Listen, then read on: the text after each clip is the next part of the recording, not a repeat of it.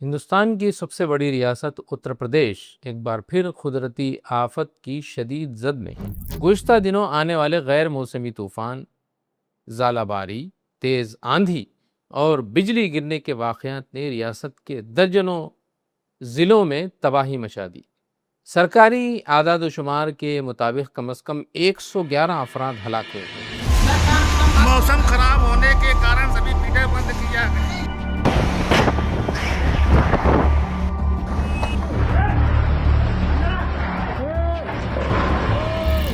وہیں 72 افراد شدید طور پر زخمی ہوئے ہیں۔ سینکڑوں مکانات کو نقصان پہنچا ہے، جانور ہلاک ہوئے ہیں اور معمولات زندگی بری طرح متاثر ہو کر رہ گئی ہے۔ موسم وبھاگ نے پہلے ہی تیز آندھی اور بارش کا الرٹ جاری کیا تھا، لیکن جس طرح سے موسم نے اچانک وکرال روپ لیا، اس نے پرشاسن اور عام لوگ دونوں کو چونکا دیا۔ اس قدرتی سانحے نے نہ صرف ریاستی ایڈمنسٹریشن پر سوال کھڑے کیے ہیں، بلکہ مرکزی حکومت کی سیاسی ترجیحات پر بھی بحث چھیڑ دی ہے، کیونکہ عالمی رہنماؤں کی جانب سے اظہار تعزیت کے باوجود وزیر اعظم نریندر مودی کی جانب سے اب تک کوئی باضابطہ بیان سامنے نہیں آیا۔ ریاستی ریلیف کمشنر ہریکیش بھاسکر کے دفتر کے مطابق 13 مئی کو آنے والے شدید طوفان اور موسلادھار بارشوں نے اتر پردیش کے تقریباً 26 اضلاع کو شدید طور پر متاثر کیا ہے۔ کئی علاقوں میں ہوا کی رفتار 130 کلومیٹر فی گھنٹے تک ریکارڈ کی گئی۔ اس دوران درخت اکھڑ گئے، بجلی کے کھمبے گر پڑے، ٹین کی چھتیں فضا میں اڑ گئیں اور درجنوں مکانات منہدم ہو کر رہ گئے۔ سب سے زیادہ اموات پریاگ راج، جو کہ یوگی کی اپنی کرم بھومی ہے، وہاں ہوئے ہیں۔ 21 افراد یہاں ہلاک ہوئے۔ اس کے بعد مرزا پور میں 19 افراد ہلاک ہوئے، سنت روی داس نگر میں 16 اور فتح پور میں 11 ہلاکتیں رپورٹ کی گئی ہیں۔ اس کے علاوہ بارہ بنکی، بہرائچ، کانپور، بستی، سنبھل، ہردوئی اور اناؤ جیسے اضلاع میں بھی متعدد افراد لقمہ اجل بنے۔ ریاستی حکومت کے مطابق تقریباً 180 مویشی بھی ہلاک ہوئے ہیں، یعنی جانور، جبکہ 227 سے زائد مکانات مکمل طور پر تباہ ہو گئے ہیں۔ سوشل میڈیا پر گردش کرنے والی کئی ویڈیوز نے لوگوں کو ہلا کر رکھ دیا ہے۔ بریلی کی ایک ویڈیو میں ایک شخص کو ہوا کے شدید جھونکے کے باعث کئی فٹ بلندی تک اچھلتے دیکھا گیا ہے، جب ایک عمارت کی ٹین کی چھت ہوا میں اڑ گئی۔ خبر رساں ایجنسی پی ٹی آئی سے گفتگو کرتے ہوئے وہ شخص نے بتایا کہ وہ رسی کے ذریعے چھت کو باندھنے کی کوشش کر رہا تھا کہ اچانک تیز ہوا نے پوری شیٹ کو تقریباً 50 فٹ اوپر اٹھا دیا۔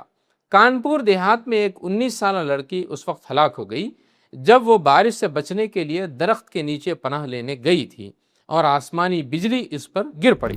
وزیر اعلیٰ نے تمام ضلع مجسٹریٹس اور متعلقہ حکام کو فوری طور پر متاثرہ علاقوں کا دورہ کرنے اور امدادی سرگرمیاں تیز کرنے کی ہدایت دی ہے۔ سرکاری بیان کے مطابق چیف منسٹر نے ہر 3 گھنٹے بعد صورتحال کی رپورٹ کو بھی طلب کیا ہے تاکہ نقصانات کا جائزہ لے کر متاثرین کو معاوضہ فراہم کیا جا سکے۔ ریاستی حکومت نے زخمیوں کے مفت علاج اور متاثرہ خاندانوں کی امداد کے لیے بھی انتظامات کا اعلان کیا ہے، تاہم زمینی سطح پر کئی علاقوں سے شکایات سامنے آ رہی ہیں کہ امدادی کارروائیوں میں سست روی اختیار کی جا رہی ہے، سست روی کا شکار ہے۔ اکھلیش یادو نے اس سانحے پر افسوس کا اظہار کرتے ہوئے اپنی پارٹی کے کارکنوں سے متاثرہ افراد کی مدد کی اپیل کی ہے۔ انہوں نے کہا کہ حکومت کو جنگی بنیادوں پر راحت اور بچاؤ کے کام شروع کرنے چاہیے۔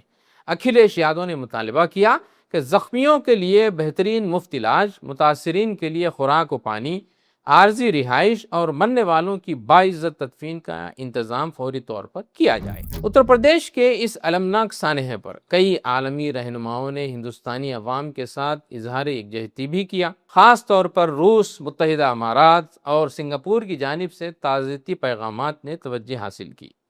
روس کے صدر ولادیمیر پوتن نے صدر جمہوریہ دروپدی مرمو کو اور وزیر اعظم کو اپنے نام پیغام میں کہا، اتر پردیش میں قدرتی آفت کے نتیجے میں ہونے والی بھاری جانی نقصان اور وسیع تباہی پر ہمیں گہرا افسوس ہے۔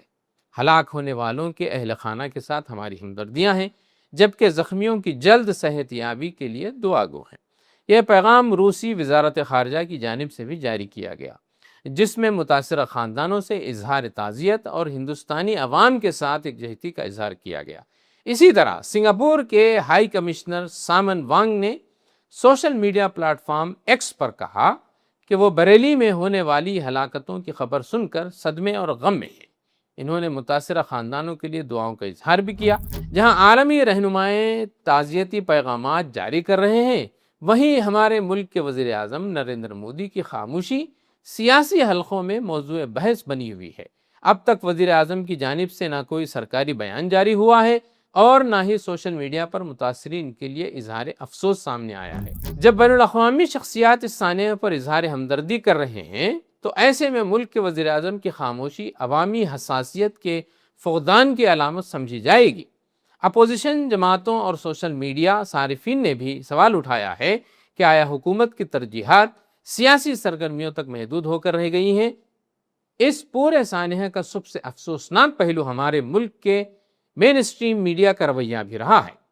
سینکڑوں جانوں کے ضیاع، درجنوں اضلاع میں تباہی اور ہزاروں جانوں کی بربادی کے باوجود قومی ٹی وی چینلوں پر اس سانحے کو وہ اہمیت نہیں مل سکی جس کی وہ تقاضا کرتی ہے۔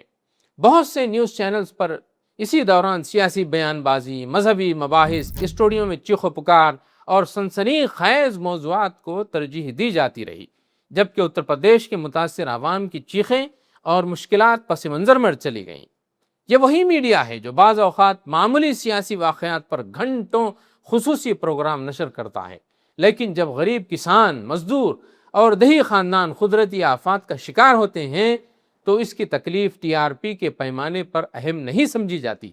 یہ سوال اب زیادہ شدت سے اٹھ رہا ہے کہ کیا ہمارے ملک کا میڈیا عوامی مسائل سے دور ہو کر محض سیاسی بیانیوں اور طاقتور حلقوں کے مفادات کا ترجمان بنتا جا رہا ہے؟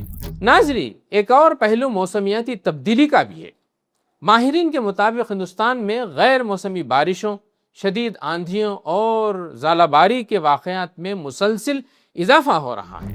موسمیاتی تبدیلی یعنی کلائمیٹ چینج کے باعث موسم کے روایتی نظام میں شدید بے ترتیبی پیدا ہو چکی ہے۔ کسان طبقہ خاص طور پر اس صورتحال سے شدید متاثر ہو رہا ہے، کیونکہ فصلیں تباہ ہونے سے دیہی معیشت پر براہ راست اس کا اثر پڑتا ہے۔ اتر پردیش کے حالیہ طوفان نے ایک بار پھر یہ سوال کھڑا کر دیا ہے کہ کیا ہندوستان موسمیاتی آفات سے نپٹنے کے لیے واقعی تیار ہے، اور کیا صرف وقتی امدادی اعلانات کافی ہیں، یا ایک جامع ماحولیاتی اور ڈیزاسٹر مینجمنٹ پالیسی کی اشد ضرورت۔ قدرتی آفات میں محض اعداد و شمار نہیں ہوتی، ان کے پیچھے بکھرتے گھر، یتیم ہوتے بچے، اجڑتے خاندان اور تباہ ہوتی زندگیاں ہوتی ہیں۔ اتر پردیش کے اس سانحے نے ایک بار پھر یاد دلا دیا ہے کہ ترقی، سیاست اور انتخابی نعروں کے شور میں عام انسان سب سے زیادہ غیر محفوظ رہ جاتا ہے۔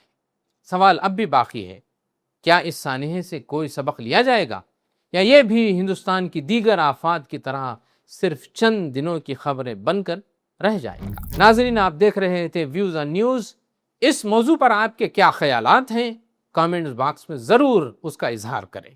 زعیم الدین احمد کو اجازت دیں، خدا حافظ۔